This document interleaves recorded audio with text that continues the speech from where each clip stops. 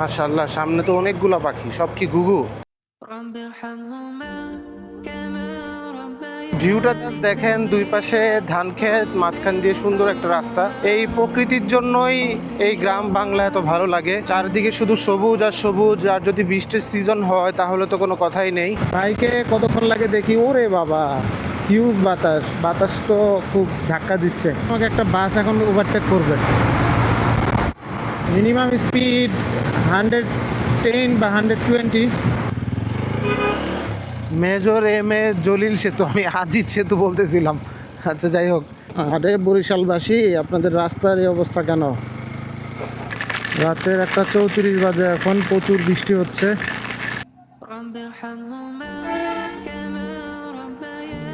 এখানের অনুভূতিটা হচ্ছে যে রাস্তা এবং হচ্ছে যে এর পরিবেশ আমাকে স্বাগতম জানাচ্ছে আর কি। তুমি ট্রলারে উঠতে চাও? দেখি কবে উঠানো যায়। তুমি কি ঘুরতে পছন্দ করো?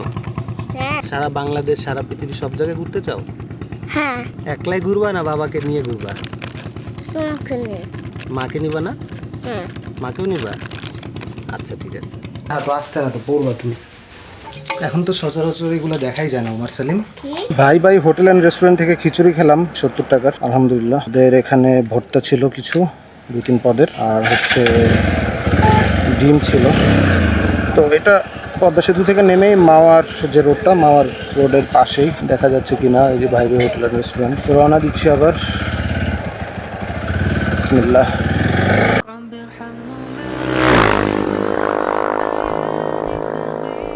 তো বাংলার ভ্যানিশ খ্যাত বরিশাল বিভাগে যাচ্ছি আজকে ইনশাল্লাহ।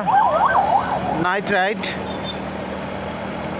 ডিসেন্টভাবেই রাইড করতে করতে যাব, তাড়াহুড়ার কিছু নেই। তো ফাইনালি 1 ঘন্টা লেগে গেল বসুন্ধরা রেসিডেন্সিয়াল এরিয়া থেকে মেয়র হানিফ ফ্লাইওভার আসতে। তো ঢাকাটা ক্রস করতে বাইকে 1 ঘন্টা লাগতেছে, মানে তো বুঝতে পারতেছেন কি পরিমাণ জ্যাম। অবশ্য অফিসও ছুটি হয়েছে এই টাইমে। আচ্ছা, এই যে হানিফ ফ্লাইওভারের উপরেও আসলে জ্যাম আছে। তো কোনো একটা জায়গায় যেতে চাইলে দেখা যায় যে ঢাকা ছাড়তে ছাড়তে অবস্থা খারাপ হয়ে যায়। আপনি বাসে যান বা বাইকে যান, যেভাবেই যান না কেন, ধৈর্য কুলাবে না আর কি। ঢাকা শহর আসলে দিন দিন বসবাসের অযোগ্য হয়ে যাচ্ছে। এত পরিমাণ মানুষ, এত পরিমাণ গাড়ি, খুবই খারাপ অবস্থা। ঢাকার বিকেন্দ্রীকরণ করাটা অনেক বেশি জরুরি হয়ে দাঁড়াইছে। তো হানিফ ফ্লাইওভার থেকে আমরা যাব বামে হচ্ছে মাওয়া পোস্তগোলার রোড। যেহেতু আমরা বরিশাল যাচ্ছি, আমরা বামের লেনে ঢুকলাম। হানিফ ফ্লাইওভারে টোল প্লাজায় চলে আসছি। দেখি আমরা বরিশাল যেতে যেতে কতগুলো জায়গায় আমাদের টোল দিতে হয়। এখানে টোল 10 টাকা। ভাইয়া ভাঙতি নাই ভাই।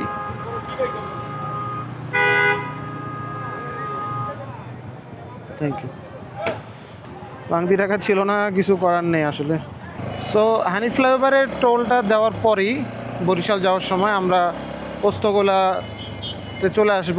তো এই যে লেখা দেখতে পাচ্ছেন, এক্সপ্রেসওয়েতে স্বাগতম, সামনেই হচ্ছে এক্সপ্রেসওয়ে।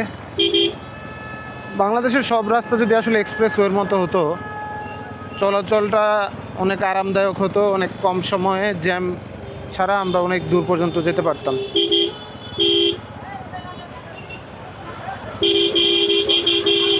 আমরা এখন এক্সপ্রেসওয়েতে আছি। এখানে গতিসীমা হচ্ছে 80। তো চেষ্টা করব ওইরকম একটা স্পিড মেনটেন করে চালানোর জন্য। তবে অনেকে আসলে অনেক জোরে চালায়, রাফ টানে, যেমন আমার পিছে একটা বাইক আসতেছে এই যে। তো এক্সপ্রেসওয়েতে একটু সাবধানে চালাতে হয়। যদিও এক্সপ্রেসওয়ে, এই যে বাস, আমার বাম পাশে একটা বাস দাঁড়িয়ে আছে, এরকম ক্ষেত্র বিশেষে এক্সপ্রেসওয়ে হলেও অনেক জায়গায় দেখা যায় যে বাসগুলো, লোকাল বাস তো না ঠিক, ডিস্ট্রিক্ট ওয়াইজ যে বাসগুলো থাকে এগুলো বিভিন্ন জায়গায় থামে এবং হচ্ছে যে লোক উঠায় বা নামায়। তো এইটা একটু সাবধানে আপনারা চালাবেন। রাতের বেলার একটা মজা হচ্ছে কি, হর্ন দেওয়া লাগে না, জাস্ট হচ্ছে আপনি আপার ডিপার দিবেন, দেখবেন যে হচ্ছে গাড়ি যদি কোনোটা কে আপনি সাইড দিয়ে ওভারটেক করতে চান তাহলে হচ্ছে আপার ডিপার দিলে ওনারা রেসপন্স করবে। জায়গা যদি থাকে আপনাদের সাইড দিয়ে দিবে আসলে। তো এটা রাতে এটা একটা সুবিধা আছে। আর হাইওয়েতে রাতের সুবিধাটা হচ্ছে অটো, রিক্সা, সিএনজি এগুলো আসলে হাইওয়েতে রাতের বেলা থাকে না, এটা একটা সুবিধা। সো আবার বাজারঘাট আছে, যে রাতের বেলা বাজারঘাটগুলো আস্তে আস্তে হাইওয়ের যেগুলো থাকে এগুলোতে মানুষ চলাচল কমে যায়, এই জন্য দেখা যায় একটু কনফিডেন্টলি বাইকটা রাইড করা যায় রাতের বেলা দিনের তুলনায়। আর দিনে একটু জ্যামও বেশি থাকে হাইওয়েতে। যেমন যদিও আমার হচ্ছে ঢাকা থেকে বের হইতে কষ্ট হয়েছে, বাট এই যে ভাঙ্গা মানে আমি যে এক্সপ্রেসওয়েতে আছি, সো এক্সপ্রেসওয়ে থেকে বরিশাল পর্যন্ত যাব, দেখা যাবে যে হাইওয়েতে আসলে আমার রাতের কারণে আমি হচ্ছে যে একটু অ্যাডভান্টেজ পাবো। গাড়ির প্রেশার, বিশেষ করে লোকাল গাড়ির প্রেশার কমে যাবে। সিএনজি, অটোরিকশা, নসিমন, থ্রি হুইলার যা আছে এগুলো কমে যাবে। সর্বোপরি মানুষের রাস্তা পারাপার কমে যাবে এবং বাজারঘাটে মানুষের আনাগোনা কমে যাবে। এই জন্য স্বাচ্ছন্দ্যভাবে রাতে রাইড করা যায়। এগুলো হচ্ছে রাতে রাইডের সুবিধা। আর অসুবিধার কথা যদি আসি, দেখা যায় যে আপনার প্রপার লাইট যদি আপনার বাইকের না থাকে, তাহলে হচ্ছে রাস্তা ভাঙা থাকলে, খানাখন্দ থাকলে দেখা যায় না এবং হচ্ছে অ্যাক্সিডেন্ট হওয়ার একটা বিষয় থাকে। এছাড়া আপনি যদি রাতে আসলে কোনো কারণে একটু বিপদে পড়ে যান, সহজে আসলে বা খুব তাড়াতাড়ি আসলে সহযোগিতা, সাহায্য পাওয়ার মতো অপশনটা থাকে না, যেটা কিনা দিনের বেলায় পাওয়া যায়। এবং রাতে তো আমাদের বাংলাদেশে ডাকাতেরও একটা ভয় থাকে। সো একা রাইড না করাই ভালো রাতে, বিশেষ করে কুমিল্লা হাইওয়েতে, ঢাকা চিটাগাং হাইওয়েতে তো আসলে কুমিল্লার চান্দিনার আগে পরে একটা আসলে ডাকাতির ভয় আছেই। এছাড়াও যে কোনো জায়গায় ঘটতে পারে, আসলে যে শুধু কুমিল্লাতে ঘটবে তা না। সো রাতে রাইড করার এটার একটা ড্রব্যাক। সো রাতে সিঙ্গেল রাইড না করাই ভালো। আমি তো আসলে অনেক আগে থেকে স্লো রাইড করি, তো সেক্ষেত্রে একটা কনফিডেন্স চলে আসছে। বাট আপনারা আসলে একটু চিন্তা ভাবনা করে করবেন। এবং আমার ক্ষেত্রে আমি যে রাতে একা রাইড করতেছি, এটা আসলে আমি ঠিক বলবো না, এটা ঠিক করতেছি না। আমরা এখন সেকেন্ড টোল প্লাজায় চলে আসছি আমাদের। এটা এক্সপ্রেসওয়ে টোল প্লাজা, জাতির পিতা হজরত ইব্রাহিম আলাইহিসসালাম এক্সপ্রেসওয়ে। এটা হানি ফ্লাইওভারের পরে সেকেন্ড টোল প্লাজা। এখানে টোল হচ্ছে 20 টাকা। তো আমরা এখন পর্যন্ত 30 টাকা টোল দিচ্ছি বাইকের।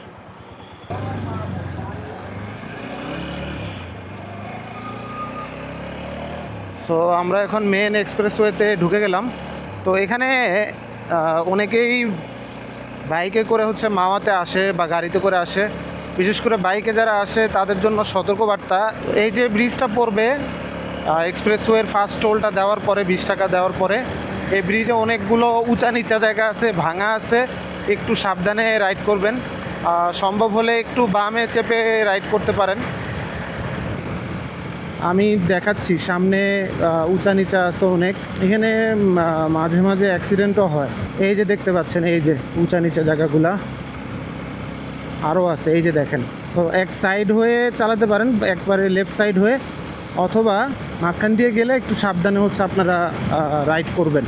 মাওয়া এক্সপ্রেসওয়ে এখন খালি, আজকে হচ্ছে বুধবার রাতের বেলা। সো এই বুধবারটা যদি বৃহস্পতিবার রাত হতো তাহলে এত খালি আমরা দেখতাম না। প্রচুর গাড়ি, প্রচুর বাইক হচ্ছে যে মাওয়াতে ইলিশ খেতে যেত বা নাইট ট্যুর হিসেবে ঘুরে আসতো। আর অনেক চাপ থাকতো, পাশাপাশি এত রিল্যাক্সে চালানো যেত না। দেখা যেত যে মাওয়া জিপি যে রেসাররা আছে, আসলে থার্সডে নাইট হলে তো এরা বের হয়। তো এদেরকে নিয়ে আতঙ্কে থাকা লাগে। যে আপনারা যারা একটু ডিসেন্টভাবে চালান, তারা হচ্ছে থার্সডে নাইটে মাওয়া আসাটা একটু অ্যাভয়েড করতে পারেন চাইলে। আর টানাটানি করলে তো হিসেব আলাদা। আমি আবার টানাটানি পছন্দ করি না। যতটুকু গতি আমার আয়ত্তের ভিতরে থাকবে আমি চেষ্টা করি ওইটুকু উপরে না উঠাতে। প্রয়োজনে তো উঠানো লাগে মাঝে মাঝে, বাট হচ্ছে যে ওভার কনফিডেন্স শো করার চেষ্টা করি না, বা হচ্ছে যে লিমিটের বাইরে যাই না। যতটুকু স্পিডে বাইকটা মোটামুটি আমার কন্ট্রোলে থাকবে, আমি চেষ্টা করি ওইরকম একটা স্পিড মেনটেন করতে। পদ্মা সেতুর আগে শ্রীনগর যে জায়গাটা, এই জায়গাটা একটু সাবধানে চালাতে হবে। এইখানে বাইক হচ্ছে জাম্প করে, মানে কন্টিনিউসলি বাইকের চাকা হালকা জাম্প করতে থাকে। আমি এইখানে যখন ফার্স্ট টাইম এই জাম্পের ইস্যুটা খেয়াল করি, আমি ভাবছিলাম হয়তো আমার টায়ারে কোনো সমস্যা হয়েছে, বাট এখানে নির্দিষ্ট পরিমাণ দূরত্ব কভার করার পরে এই জাম্প করার ইস্যুটা চলে যায়। তো পরে বুঝতে পারলাম যে এটার আসলে রাস্তারই সমস্যা। বাইক হালকা করে জাম করতে থাকে। আমি জানি না আপনারা বুঝতেছেন কি না, আমারটা রক স্টেডি হচ্ছে দেওয়া অ্যাকশন ক্যামেরায়, তো এই জন্য এইটা স্টেবিলাইজারটা অনেক বেটার, তাই হয়তো বুঝে নাও যেতে পারে। বাট আমার বাইক হালকা জাম করতেছে, এখন কমে গেছে, পিছের রাস্তাটা একটু বেশি ছিল। তো আমরা টোল প্লাজার কাছাকাছি চলে আসছি পদ্মা সেতুর সামনে। গিয়ে বামে যদি যাই আমরা, তাহলে হচ্ছে মাওয়া ফেরিঘাট যেটা আগে ছিল ওই দিকে যেতে পারবো। বামে গেলে সবাই যেখানে আসে আর কি। আর আমরা হচ্ছে যাব সোজা পদ্মা সেতুর দিকে। বাইক সাধারণত বাইকের ক্ষেত্রে একটু ঘুরে যেতে হয়, বাট আমি এদিক দিয়ে একটু শর্টকাট মারা যায় কিনা দেখতে চাচ্ছিলাম। হ্যাঁ, মারা যাবে, একটু শর্টকাট মেরে দিলাম আর কি। এই দিক দিয়ে ঘুরে আসতে হতো। এই সেই স্বপ্নের পদ্মা সেতু, বরিশালবাসী, খুলনা, ফরিদপুর এদিকে যারা আছে তাদের জন্য। আগে তো আসলে ঘন্টার পর ঘন্টা ফেরিতে অপেক্ষা করতে হতো, এখন সেই পদ্মা 10-15 মিনিটেই হচ্ছে পার হয়ে যাওয়া যায়। তো পদ্মা সেতু টোল বাংলাদেশে সবচেয়ে বেশি অন্যান্য সেতুর তুলনায়। বাইকের ক্ষেত্রেই হচ্ছে 100 টাকা। সো অন্যান্য বাস, পিক আপ, ট্রাক এগুলোর আরও অনেক বেশি।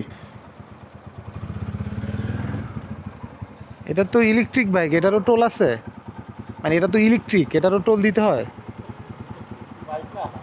কত এটার টোল? 100ই? বাহ।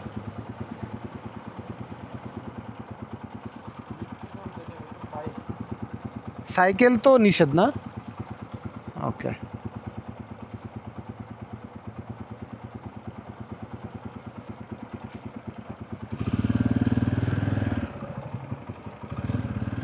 ইলেকট্রিক বাইকেরও টোল 100 টাকা। আমি উদ্ভাবনের পরে আসতে চাইছিলাম, দুর্ভাগ্যবশত বাইক উদ্ভাবনের দিনই কিছু বাইকারের কারণে এবং হচ্ছে একটা অ্যাক্সিডেন্ট হওয়ার পর থেকে পদ্মা সেতুতে বাইক নিষিদ্ধ ছিল বেশ অনেক দিন। এবং পরবর্তীতে বাইকারদের বিভিন্ন আন্দোলন সব কিছুর পরে পদ্মা সেতু বাইকারদের জন্য ওপেন করে দেয়। এখন আলহামদুলিল্লাহ আমরা বাইকাররা চালাতে পারতেছি। বাট সবাই সাবধানে চালাবেন যারাই আসবেন। রেস বা এই ধরনের কোনো কিছু করার চিন্তা ভাবনা করবেন না। মাঝখানের এটা হচ্ছে রেলের লাইন, ওই পাশে হচ্ছে ওই সাইড থেকে যারা আসতেছে, আর আমরা তো হচ্ছে এই সাইড দিয়ে যাচ্ছি। বিশাল বড় মূল পদ্মার যে ভিতরের সেতুর ভিতরের অংশটুকু, এটা 6.1 মেবি, জিকে পড়েছিলাম, ঠিক খেয়াল নাই। আর টোটাল ব্রিজটা দুই পারের পার সহ সম্ভবত 8+ বা এরকম কিছু। আর যাই হোক, আমার তথ্য ভুল হতে পারে, আমার মনে আসতেছে না। বাট বেশ বড় আর কি। বাংলাদেশের সবচেয়ে বড় সেতু হচ্ছে পদ্মা সেতু। বাইকে কতক্ষণ লাগে দেখি, ওরে বাবা হিউজ বাতাস, বাতাস তো খুব ধাক্কা দিচ্ছে। সম্ভবত 9টা 2 হচ্ছে শুরু করেছিলাম, এখন 9টা 4 বাজে।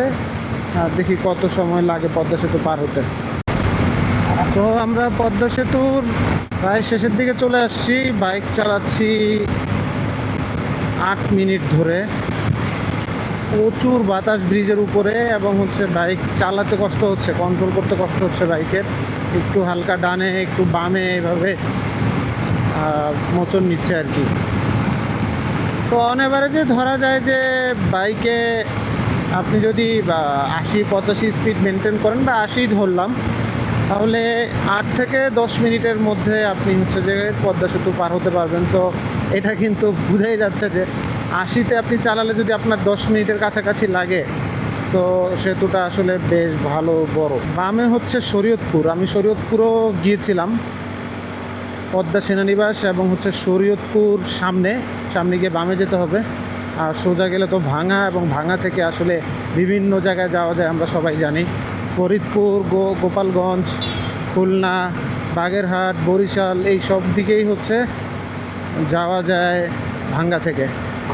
রাজবাড়ি, রাত বাজে 9টা 11। আমি 7টা 5 রওনা দিয়ে দিয়েছিলাম বসুন্ধরা থেকে। এখন পদ্মা সেতু একটু আগে পার হলাম, মাঝখানে একটু ব্রেকও দিয়েছিলাম, এই জন্য একটু সময় লেগেছে। এতক্ষণে ভাঙার কাছাকাছি চলে যাওয়ার কথা ছিল। সমস্যা নেই, ধীরে সুস্থে যাই, আপনারা তো সাথে আছেন। কথা বলতে বলতে ইনশাল্লাহ আমরা গন্তব্যে পৌঁছে যাব। আমাকে একটা বাস এখন ওভারটেক করবে,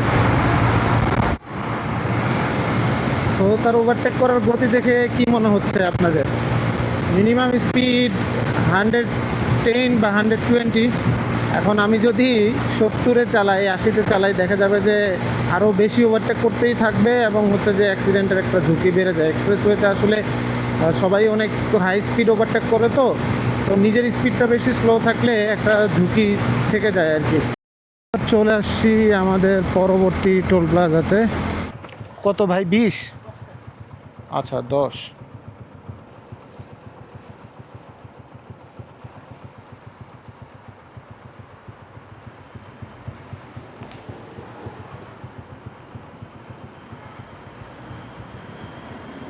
থ্যাংক ইউ। তো টোল দেওয়া হলো, তাহলে এ পর্যন্ত 4 জায়গায়। হানিফ ফ্লাইওভারে দিলাম, এক্সপ্রেসওয়েতে ওঠার সময় একবার দিলাম, পদ্মা সেতুতে দিলাম এবং হচ্ছে এক্সপ্রেসওয়ে থেকে বের হওয়ার সময় এখন একবার দিলাম।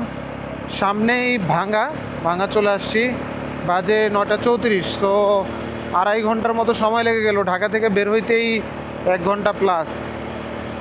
মাঝখানে একটু দাঁড়িয়েছিলাম, 2.5 ঘন্টার মতো চলে গেল ভাঙা চলে আসতে আসতে। এখানে আমি 15-20 মিনিট একটু রেস্ট নিয়ে তারপর ভাঙা থেকে বরিশালের যে রাস্তায় সেই উদ্দেশ্যে রওনা দিব।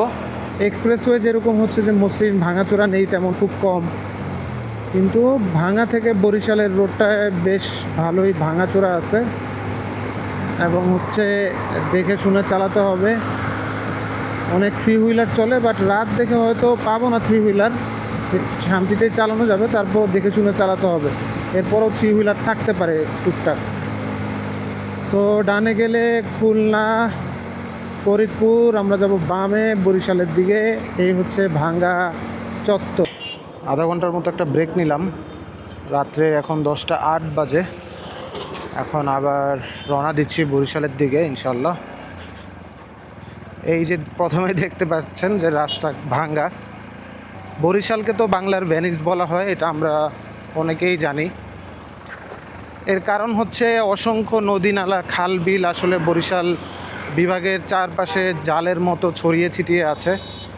যেমন কীর্তনখোলা, আরিয়াল খাল, সন্ধ্যা, সুগন্ধা, তেঁতুলিয়া, মেঘনা, এরকম অসংখ্য আসলে নদী, খাল বিল হচ্ছে বরিশাল বিভাগের প্রাণ বলা যায়। এছাড়া বরিশাল বিভাগে মোট 6টা জেলা আছে। যদিও বরিশালের মানুষরা যেই জেলারই হোক না কেন, তারা আসলে নিজেদেরকে বরিশালের মানুষ বলতে পছন্দ করে। এটা খুবই ইন্টারেস্টিং একটা বিষয়। পার্সোনালি আমার কাছে খুব ইন্টারেস্টিং লাগে। যেমন বাপ দাদারা কুমিল্লার, আমি ঢাকায় বড় হয়েছি ছোট থেকে। তো যাই হোক, কেউ জিজ্ঞেস করলে বাপ দাদার ভিটা কুমিল্লা বলি। তো কুমিল্লা তো চট্টগ্রাম বিভাগের অন্তর্ভুক্ত। আমি এটা তো বলি না যে আমার বাড়ি চট্টগ্রাম। কিন্তু বরিশালের ক্ষেত্রে দেখা যায় বরিশালের যে 6টা ডিস্ট্রিক্ট আছে বরিশাল বিভাগের, 6 জেলার মানুষই তাদেরকে বরিশাল বলতে পছন্দ করে। আপনি পিরোজপুরের কোনো মানুষকে যদি জিজ্ঞেস করেন যে আপনার বাড়ি কোথায়, সে বরিশাল বলবে। হাতে কোনো এক্সেপশনাল 2-1 জন থাকতে পারে যে পিরোজপুরই বলবে, বাট ম্যাক্সিমাম মানুষই পিরোজপুরের জায়গায় বলবে বরিশাল। সেম বরগুনা হলে বা ঝালকাঠি হলে বা ভোলা হলে এই কথাগুলোই বলবে, যে সবার কথাই মোটামুটি সেম থাকবে যে আমি বরিশালের। তো এইটা আসলে খুব ইন্টারেস্টিং লাগে আমার কাছে। এরপরে যদি আসি, বরিশালে আসলে বিখ্যাত কিছু মানুষ আছে যাদের নাম আমরা ছোটোবেলা থেকেই শুনেছি, বাট হচ্ছে যে হয়তো অনেকে মনে রাখিনি বা জানি না। তো আমি একটু রিকল করতেছি বিষয়গুলো। বরিশালের বিখ্যাত মানুষ কারা। প্রথমত নাম আসে হচ্ছে শেরে বাংলা একে ফজলুল হক, অবিভক্ত বাংলার অন্যতম জনপ্রিয় নেতা যিনি। আমরা সবাই হচ্ছে যে শেরে বাংলা একে ফজলুল হককে চিনি। এরপরে কুসুম কুমারী দাস আছে, কবি সুফিয়া কামাল আছে, আলতাফ মাহমুদ আছে। আলতাফ মাহমুদের বিষয়ে না বললেই না, উনি হচ্ছে যে আমার ভাইয়ের রক্তে রাঙানো, যে আমরা ছোটোবেলা থেকে শুনে এসেছি, এইটার সুরকার সম্ভবত। আহসান হাবিব আছে, প্রখ্যাত সাহিত্যিক। সো এরা হচ্ছে বরিশালের বিখ্যাত মানুষ। আর এছাড়া অনেকে আছে, বাট এদের নাম আমরা কম বেশি সকলেই আসলে ছোটোবেলা থেকে শুনেছি, শুনে বড় হয়েছি, এদের অনেক কিছু আমাদের পড়া হয়েছে।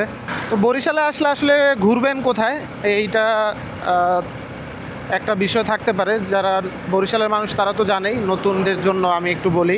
বরিশাল শহরে গুঠিয়া বাইতুল আমান জামি মসজিদ আছে, এটা ঘুরে দেখতে পারেন শহরে। এছাড়া হচ্ছে দুর্গাসাগর দিঘি আছে, কীর্তনখোলা নদীর পার আছে। এছাড়া শেরেবাংলা একে ফজলুল হক স্মৃতি জাদুঘর, লাখুটিয়া জমিদার বাড়ি, এই জায়গাগুলো আপনারা ঘুরতে পারেন। সমুদ্র কন্যা কুয়াকাটা আমরা সবাই জানি এটা বরিশালের। সো হচ্ছে যে কক্সবাজারের পরেই যদি সমুদ্র সৈকতের নাম আসে তাহলে অবশ্যই কুয়াকাটার নাম আসবে। আমি বাংলাদেশে অনেক জায়গায় ঘুরেছি, কিন্তু আনফর্চুনেটলি আমার কুয়াকাটা এখনও যাওয়া হয়নি। ইনশাল্লাহ কুয়াকাটার ভিডিও আপনারা পাবেন, কুয়াকাটা আমি যাব। কুয়াকাটা ছোটোবেলা থেকে বা বুঝ হওয়ার পর থেকে শুনতেছি সুন্দর না, সুন্দর না। কক্সবাজার সেন্ট মার্টিন গেলে কুয়াকাটায় গেলে ভালো লাগবে না। তো এই জিনিসগুলোর কারণে ভীতি ছিল যে টাকা আসলে নষ্ট হবে কিনা কুয়াকাটা গেলে। বাট অ্যাজ এ ট্রাভেলার আসলে প্রকৃতি প্রেমী হিসেবে সব জায়গাকে আসলে প্রকৃতি যেখানে আছে সেখানে হচ্ছে যে ট্রাভেলাররা আছে। সো আমি অবশ্যই কুয়াকাটা ইনশাল্লাহ, আল্লাহ যদি আমার তৌফিকে রাখে, আমি হচ্ছে কুয়াকাটা যাব। সো কুয়াকাটার পরে যেটা নাম আসে সেটা হচ্ছে যে ভোলার মনপুরা।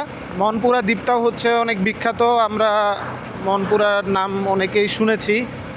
এবং এরপরে ভাসমান পেয়ারা বাজার ঝালকাঠিতে, এটাও হচ্ছে যে ট্যুরিস্ট স্পট হিসেবে দীর্ঘদিন ধরে এর জায়গা দখল করে রেখেছে বরিশালের অন্যতম ট্যুরিস্ট স্পট হিসেবে।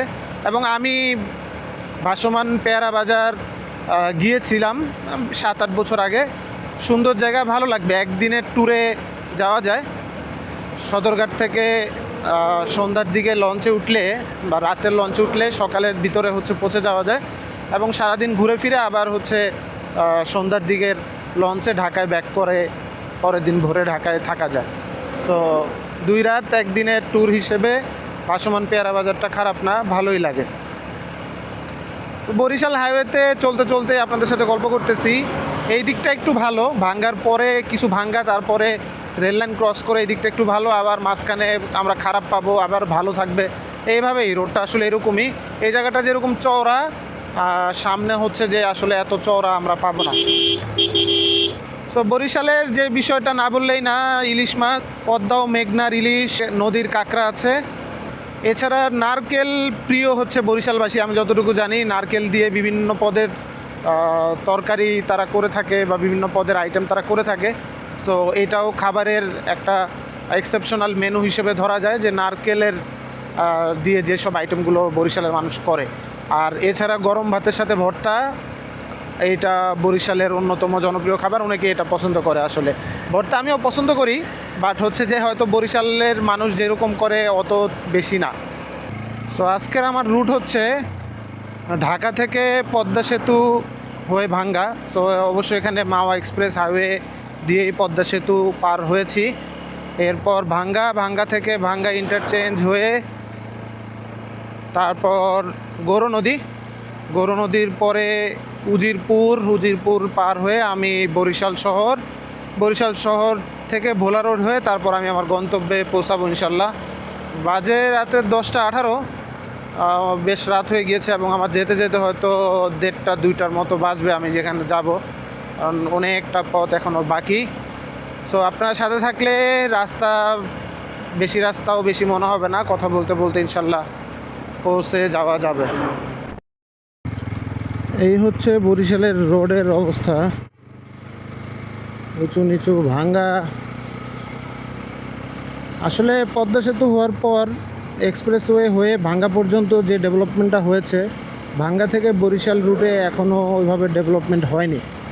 অনেক জায়গায় ভাঙা আছে, আর ভাঙা তো ছোটোখাটো ভাঙা না, বেশ বড় বড় গর্ত, রাস্তার টিউমারের মতো হয়ে থাকে, অনেক জায়গায় আছে এরকম। এবং হচ্ছে যে বিশেষ করে রাতে রাইড করার সময়, এই যে বাম পাশে দেখতে পাচ্ছেন ভাঙা, রাতে রাইড করার সময় আসলে ভালো লাইট না থাকলে ভালো এই ঝামেলায় পড়তে হয়। বরিশাল রুটে ট্রেন নাই, একসময় তো শুধু জলজ পথ ছিল, এখন স্থলপথও হয়ে গেছে পুরোপুরি।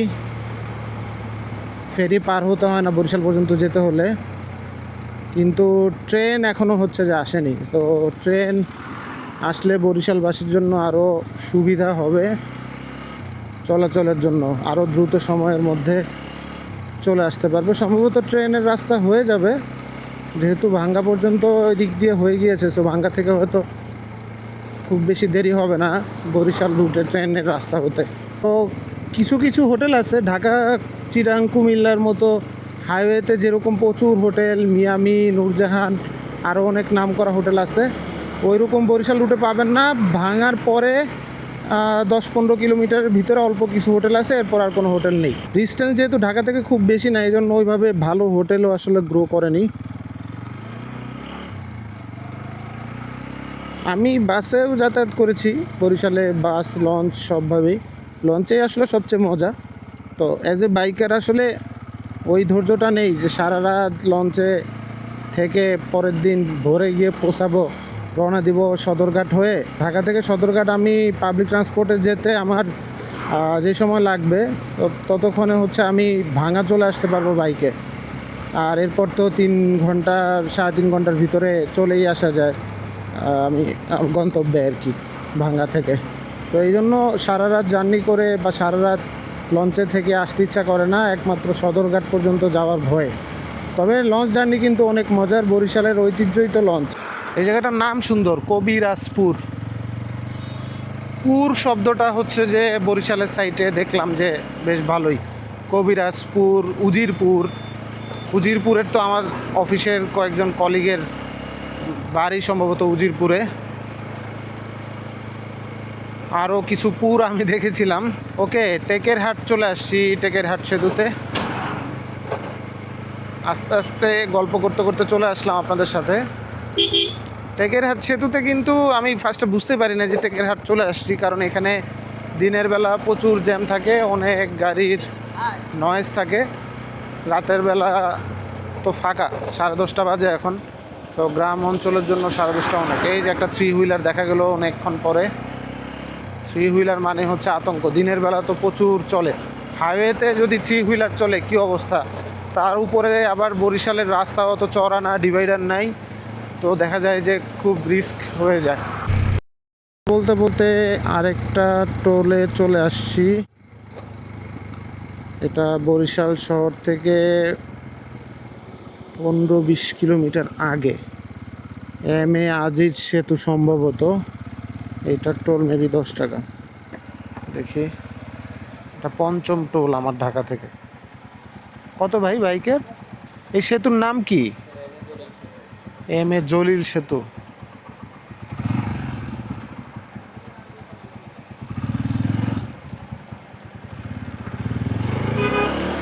Major M A. জলিল সেতু, আমি আজিজ সেতু বলতেছিলাম। আচ্ছা, যাই হোক, খুব বেশি বড় ব্রিজ না, বাট হচ্ছে এটার নদীটা দেখতে ভালোই লাগে ব্রিজের উপর থেকে। আমি বাসে করে যখন গিয়েছিলাম তখন হচ্ছে যে একটা ছবি তুলেছিলাম, বাস থেকে ভিউটা ভালোই লাগে নদীর। সম্ভবত সন্ধ্যা নদী কিনা, নদী তো দেখা যাবে না রাতের বেলা। তো চলতে চলতে এক ভাইয়ের দেখা পেলাম, বাইকার। উনিও সম্ভবত, কথা হয়নি ওনার সাথে, ও চালানোর স্টাইল দেখে মনে হচ্ছে উনিও সম্ভবত ঢাকা থেকে বরিশাল যাচ্ছে।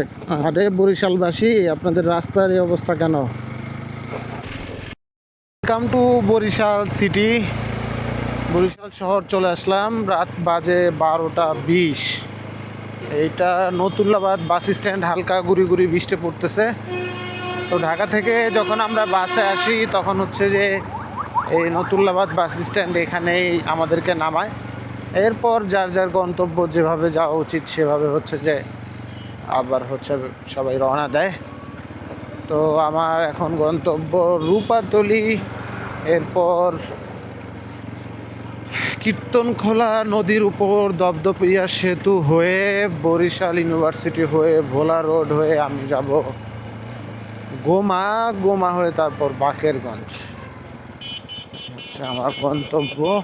বরিশাল শহরে আসার পর থেকে প্রচুর বৃষ্টি। এ হচ্ছে রূপাতলি বাস স্ট্যান্ড, বাম পাশে তো পানি জমে একাকার অবস্থা। সো আমরা বামের দিকে যাব। তো এই যে সোজা যে রাস্তাটা, এটা হচ্ছে বাগেরহাটের দিকের রাস্তা, আর বামে হচ্ছে বরিশাল বিশ্ববিদ্যালয়, পটুয়াখালী রোড, বাকেরগঞ্জ পটুয়াখালী। এখানে একটা টোল আছে, দপদপিয়া সেতু, কীর্তনখোলা নদীর উপরে আর কি। তো এখানে 10 টাকা বাইকের টোল, কিন্তু আমার যে কন্ডিশন, টোল দেওয়ার মতো অবস্থা নাই। আর বাইকের ক্ষেত্রে অনেক সময় ওনারা ছাড় দেয়। তো বৃষ্টি পড়তেছে দেখে কিছু বললো না আর কি। এই যে বৃষ্টি পড়তেছে দেখতেছেন। হানিফের বাস, সম্ভবত কুয়াকাটার বাস। রাতের 1:34 বাজে এখন, প্রচুর বৃষ্টি হচ্ছে। ক্যামেরায় তো কিছুটা হয়তো বোঝা যাচ্ছে, ক্যামেরার লেন্সের উপরে পানি পড়লে আসলে বোঝা যায় না, ঝাপসা হয়ে যায়। তারপরও হালকা হয়তো কিছুটা বোঝা যাচ্ছে যে কী পরিমাণ বৃষ্টি হচ্ছে। ওরে বাবা, হাত তো ফেরে যাচ্ছে বৃষ্টিতে। বাতাসও অনেক বইতেছে। বাম পাশে বরিশাল বিশ্ববিদ্যালয়। এর আগেও অনেকবার এদিক দিয়ে বাইক চালায় গেছি, বাট এত ঝুম বৃষ্টিতে যাইনি। এই যে বামে দেখা যাচ্ছে।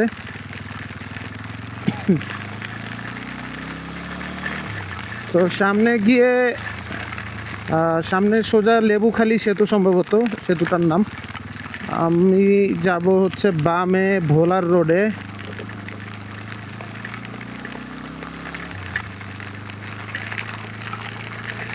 আমার কাছে আসলে একটু ভৌতিক লাগতেছে, কারণ পুরা রাস্তায় আমি ছাড়া কেউ নাই। রাত্রের 1:40 বাজে, প্রচুর বৃষ্টি হচ্ছে। তো আসলে অন্যরকম একটা অভিজ্ঞতা। আপনারা যখন ভিডিওটা দেখবেন আপনারা কিছুটা হলেও ফিল করতে পারবেন। বাট রেইনকোট পরছি আমি, রেইনকোটের উপরে বৃষ্টির ফোঁটা টুপটুপ করে পড়তেছে, শব্দ হচ্ছে, আমি সেটা শুনতে পাচ্ছি। আর হেলমেটের উপরেও বৃষ্টির ফোঁটা পড়ার শব্দটা আমি ক্লিয়ারলি শুনতে পাচ্ছি। সো মানুষ যখন গাড়িতে চড়ে যখন বৃষ্টিতে ড্রাইভ করে, তখন হচ্ছে বৃষ্টিটা তারা দেখতে পায়, কিন্তু ওই বডিতে ফিল করার যে বিষয়টা, এটা আসে না। তো ওইটার ভালো লাগাটা একটু অন্যরকম।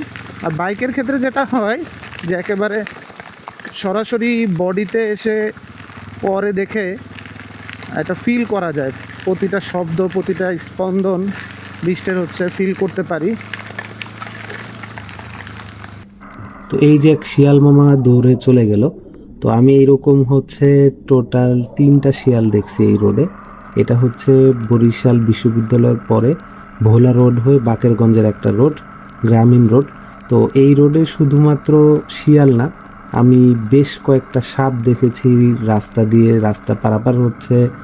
তারপর প্রচুর পরিমাণে ব্যাঙ দেখেছি, এবং একটা ভৌতিক পরিবেশ ছিল, কারণ আমি এই মুহূর্তে যে একটা ব্রিজের উপরে দিয়ে যাচ্ছি, এটাও একেবারে শুনশান নীরব, ফাঁকা।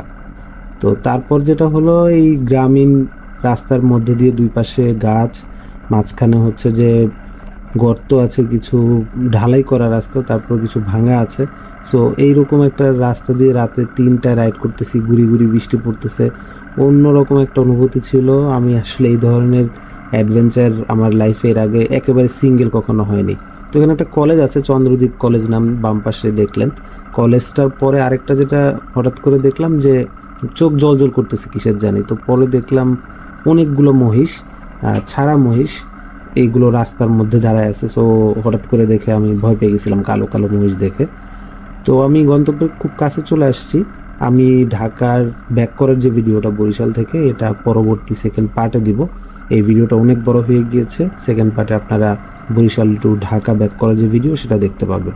তো ভালো থাকবেন সবাই, আসসালামু আলাইকুম।